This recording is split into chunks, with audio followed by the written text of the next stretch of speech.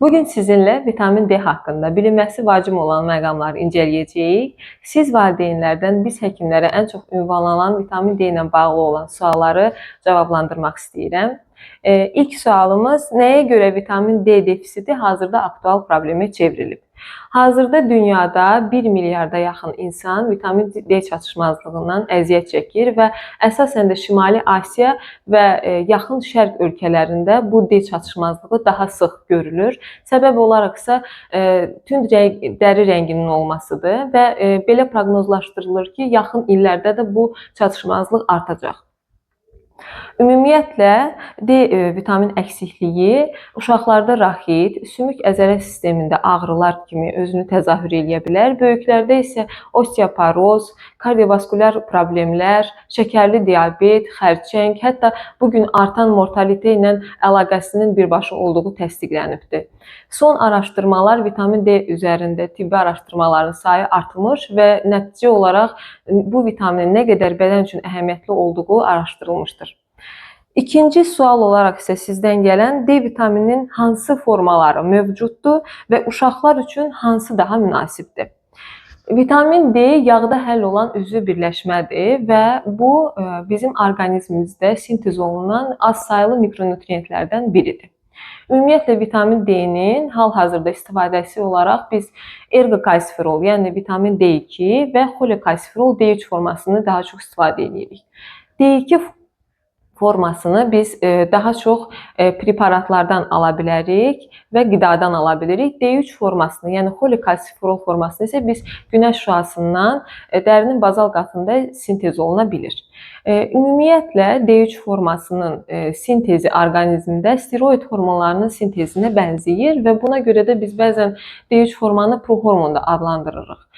Araşdırmalar nəticəsində müəyyən olunub ki, D3 formasının orqanizmdə toxumalar üzərində 28-ə yaxın reseptoru var və bu da onu göstərir ki, orqanlar üçün nə qədər əhəmiyyətli bir komponentdir bu. Ümumiyyətlə ergokalsifirol D2 forması isə yalnız kalsi və fosfor mübadiləsində iştirak eləyir və onların balansını tənzimləyir. D3 forması isə bir neçə prosesdə iştirak eləyir. Bunlardan ən önəmlisi hüceyrənin bölünməsi və böyüməsidir, endokrin regulyasiyadır, daha sonra bizim qanın laxtalanmasında iştirak eləyir, mineral mübadilədə iştirak eləyir və biz pediatrlar daha çox üstünlük veririk D3 formasına. Növbəti sizdən gələn sual isə uşaqlar nə zaman vitamin D qəbuluna başlamalıdır və hansı müddətə qədər davam etmək lazımdır? Nəzərə alsaq ki, ana südünün hər 100 millisində 3 beynəlxalq vahid vitamin D var, o zaman anlayarıq ki, sürətli inkişaf edən bir orqanizm üçün nə qədər əhəmiyyətlidir ki, qıraqdan D vitaminini alsın. Ona görə də biz pediatrlar sağlam yeni doğulmuşlara həyatının 15-ci günündən etibarən 400 beynəlxalq vahid vitamin D təyin edirik və 2 yaşına qədər gündüzlər yeməkdən sonra tövsiyə olunur. Lakin əgər yarımçıq doğulmuşdursa, o zaman onun həftəsinə uyğun olaraq 800-1200 arası beynəlxalq vahid təyin olunur. Burada bir maraqlı məqama toxunmaq istəyirəm. Bəzən valideynlər fikirləşirlər ki, uşaqlarda böyük əmgək vaxtından tez bağlanarsa, vitamin D-nin qəbulunu kəsmək lazımdır. Qətiyyən belə etməyin, bu əksinə övladınız üçün ziyandır və yaxud da əksinə böyük əmgəyin bağlanması aya uyğun gecikirsə, fikirləşilir ki, bu zaman vitamin D-nin miqdarını artırmaq lazımdır. Bunu da qətiyyən etmək olmaz, əksinə bir toksik vəziyyətə gətirib çıxara bilər. Ona görə də əziz valideynlər vitamin D qəbulunu eləyərkən mütləq şəkildə pediatrınızdan məsləhət almalısınız və yalnız dozanın artırıb azaldılması onun məsləhəti və tövsiyəsi ilə həyata keçirilməlidir.